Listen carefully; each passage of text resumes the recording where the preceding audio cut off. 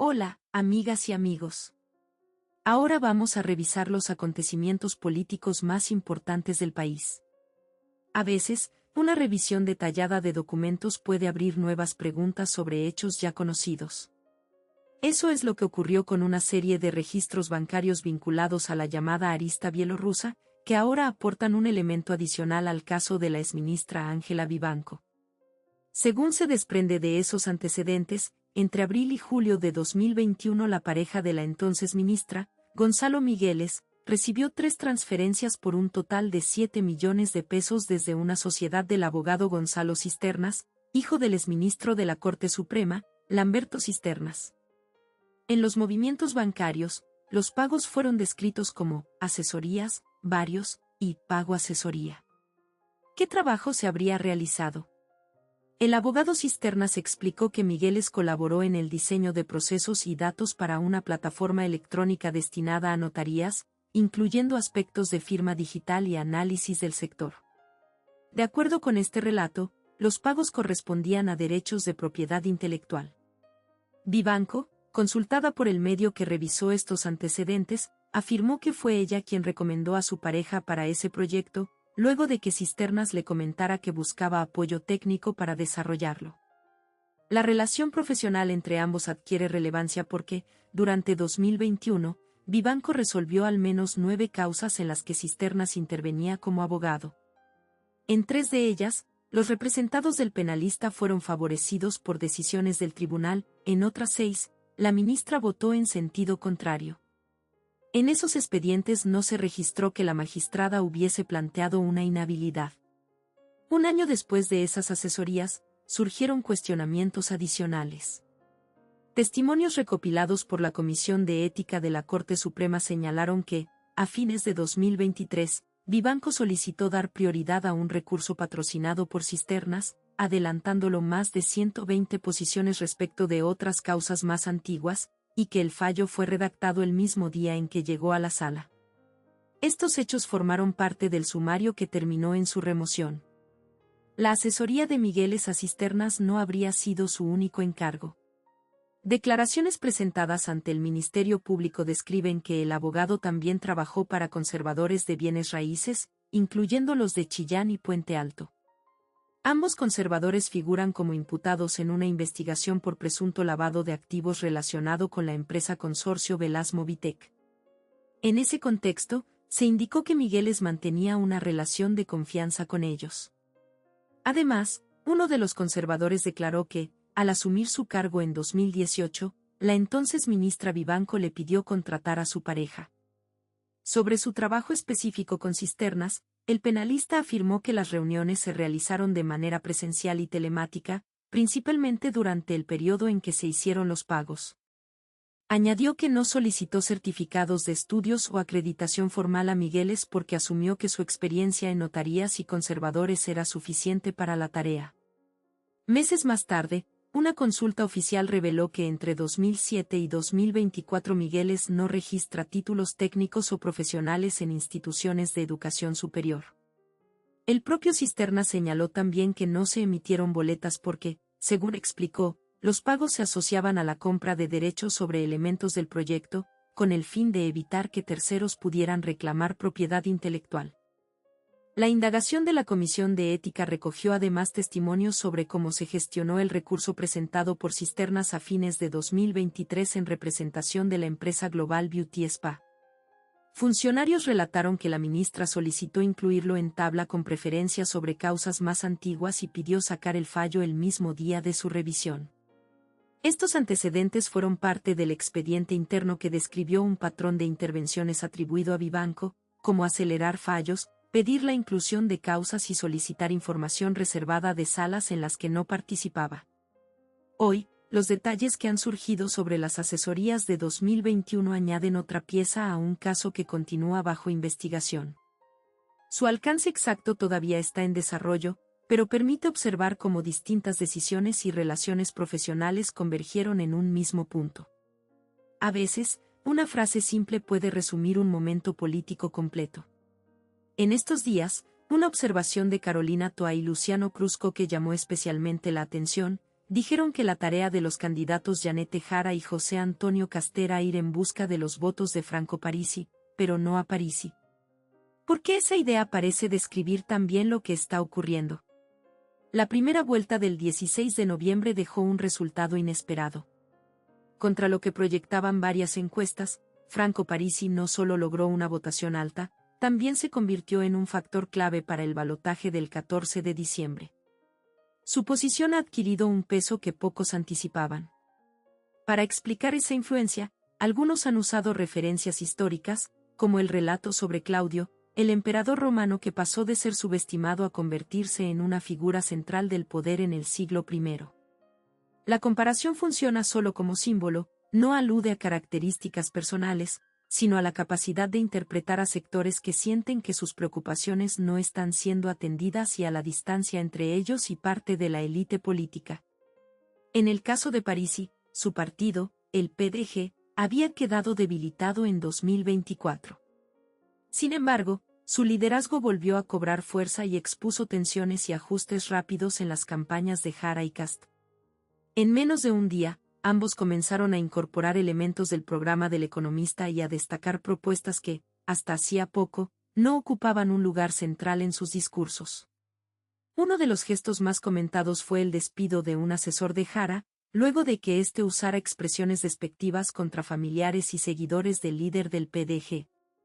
Mientras los dos candidatos buscaban acercarse a quienes votaron por Parisi, el economista respondía con frases ambiguas, alternando señales de distancia, comentarios irónicos y mensajes que sus partidarios interpretaron como un impulso para proyectarlo hacia el año 2030.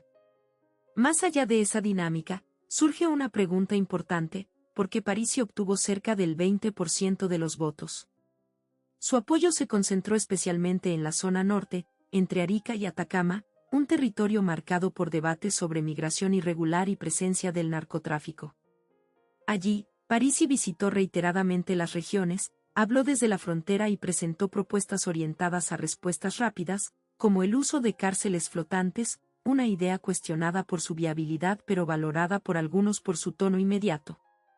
En esas mismas regiones, utilizó expresiones propias del ambiente minero que generaron polémica y que luego intentó aclarar. Pese a ello, ciertos trabajadores interpretaron que comprendía su realidad económica y cultural, y eso fortaleció su conexión con ese electorado. Su llegada no se limitó al norte. También logró captar apoyo entre sectores medios y medios bajos de comunas popularmente asociadas a votaciones de izquierda, como La Pintana. Propuestas como reducir el IVA en medicamentos, servicios, educación y libros, establecer un límite del 5% en contribuciones para adultos mayores, o promover medidas directas contra la delincuencia, fueron percibidas como respuestas concretas a dificultades cotidianas. En algunos casos, el costo de los medicamentos puede representar hasta la mitad del presupuesto mensual de una persona con ingresos de 500 o 600 mil pesos, lo que explica parte de la receptividad a este tipo de planteamientos.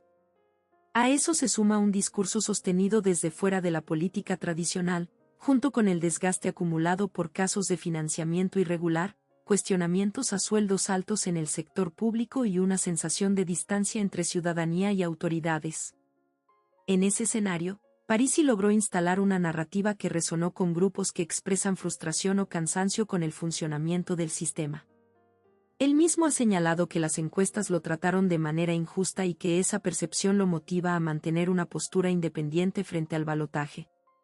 Su posición actual, situada entre los dos finalistas, refuerza esa idea. Desde ahí observa cómo ambos intentan atraer a sus votantes y, al mismo tiempo, mantiene un margen de indefinición que le da visibilidad.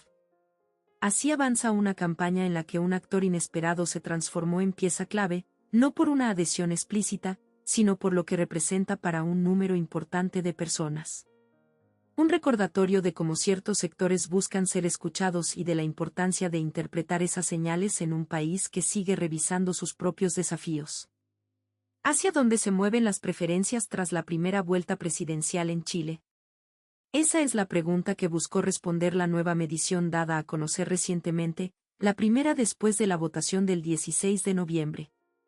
Los datos indican que, en el escenario de segunda vuelta, José Antonio Kast reúne el 46% de las preferencias, mientras que Janete Jara alcanza el 34%. El restante 20% declara que no votaría o que aún no tiene una posición definida. Cuando estas cifras se ordenan solo entre quienes sí elegirían a un candidato, Kast llega al 58% y Jara al 42%, una diferencia de 16 puntos. ¿Cómo se redistribuyen los apoyos de la primera vuelta? Entre quienes respaldaron a Franco Parisi, 34% se inclinaría por Kast, 22% por Jara y 44% no expresa una preferencia. En el caso de quienes votaron por Juan Escaizer, 92% optaría por Kast y 8% no define su postura. Entre los electores de Evelyn Matei, 60% menciona que votaría por Kast, 21% por Jara y 19% no responde.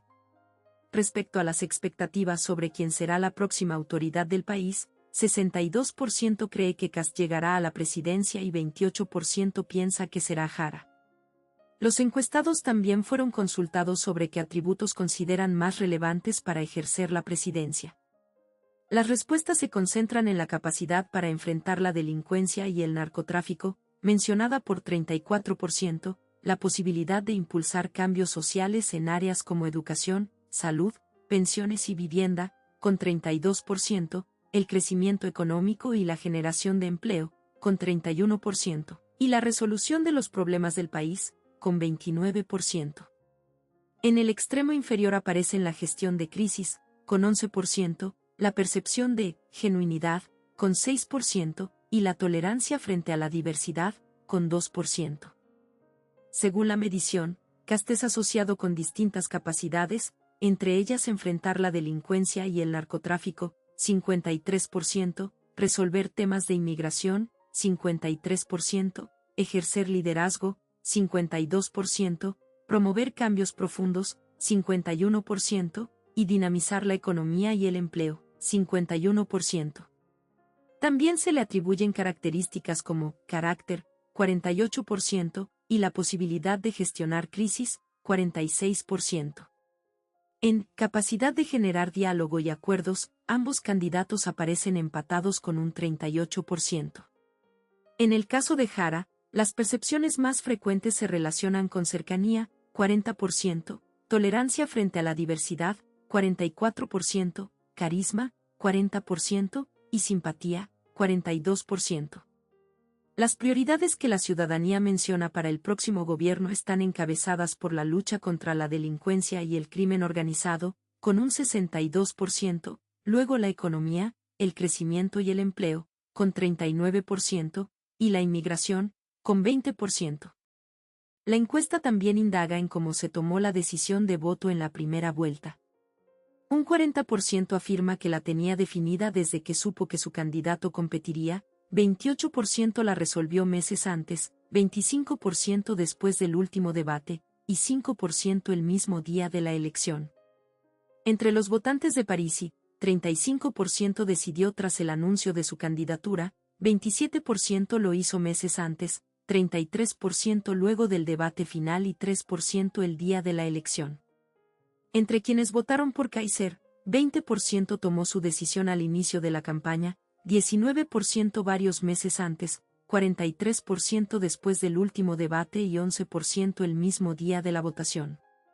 En cuanto a las motivaciones, quienes apoyaron a Jara mencionan principalmente afinidad con sus ideas y valores políticos, 44%, su respaldo a reformas como las pensiones, las 40 horas y el aumento del ingreso mínimo, 39%, y su capacidad para dialogar y alcanzar acuerdos, 30%.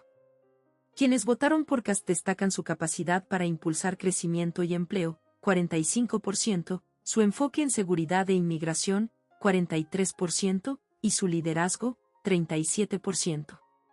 Los votantes de Parisi mencionan su propuesta económica y de empleo, 43%, su programa de gobierno, 42%, y sus ideas para aliviar el costo de vida, 38%. Quienes eligieron a Kaiser señalan que dice las cosas como las piensa, 39%, su liderazgo y carácter, 38%, y la cercanía con sus valores políticos, 37%. Entre los electores de Matei, Las razones más frecuentes son su experiencia, 35%, su capacidad para impulsar la economía, 36%, y la afinidad política, 29%. Así queda retratado el panorama que enfrentan ambos candidatos mientras se aproxima la segunda vuelta, en un escenario donde aún queda un grupo relevante de personas por definir su voto. Amigas y amigos, antes de continuar, por favor apoyen el vídeo con un me gusta. Y ahora, vamos con la siguiente noticia. A horas de una votación clave, el Senado se prepara para definir el presupuesto 2026. La sesión de este lunes podría resolver los temas pendientes que aún generan tensión, especialmente en salud, vivienda y seguridad. ¿Será suficiente el tiempo para alcanzar los acuerdos que faltan? Tras una semana de reposiciones y ajustes entre el Ejecutivo y el Congreso, la negociación sigue abierta. Según comentó el senador Ricardo Lagos Weber, el gobierno enfrenta el desafío de equilibrar solicitudes diversas dentro de un marco fiscal limitado, un punto que, dice, todos los sectores reconocen. Uno de los nudos más sensibles está en salud. El senador Iván Flores, presidente de la Comisión del Área, explicó que aumentar el per cápita de la atención primaria es complejo debido a las restricciones presupuestarias, según la información entregada por las autoridades económicas. Ante ese escenario, señaló que están revisando alternativas, como reducir el porcentaje que la Cenabast cobra a los municipios para liberar recursos destinados a la atención primaria. Flores también mencionó que sí se han logrado algunos avances, entre ellos el refuerzo de los servicios de urgencia en zonas rurales y una campaña de educación sanitaria orientada a responder al aumento de diagnósticos de cáncer colorectal y gástrico en el sur del país. Otro eje del debate es seguridad. Algunas voces de la oposición han expresado preocupación por lo que consideran un presupuesto insuficiente. En respuesta, el senador Gastón Saavedra señaló que, según la información recogida en el proceso legislativo, el gasto en seguridad pública presenta un aumento. Detalló que estos recursos permitirían mejorar remuneraciones de funcionarios policiales, reforzar vehículos y ampliar la formación de nuevos efectivos. También recordó que la proyección de crecimiento del presupuesto es de 1,7%, con ingresos respaldados, por ejemplo, por el royalty minero, y sin incremento de la deuda. De aquí al lunes, los esfuerzos se concentran en llegar a un acuerdo amplio. La senadora Alejandra Sepúlveda llamó a mantener una postura flexible para evitar que áreas esenciales del Estado queden sin financiamiento, y reiteró que la seguridad ciudadana es considerada la principal prioridad por varios sectores. Según planteó, aún esperan una propuesta final del gobierno para cerrar un protocolo. Con todo, desde distintos comités del Senado se ha mostrado disposición a continuar el diálogo. La expectativa es que la votación de este lunes marque un punto de encuentro y permita avanzar en un presupuesto que responda a las necesidades más urgentes del país. Suscríbete al canal, dale me gusta y comparte este video. No dudes en dejar tus comentarios. Gracias por ver y hasta la próxima.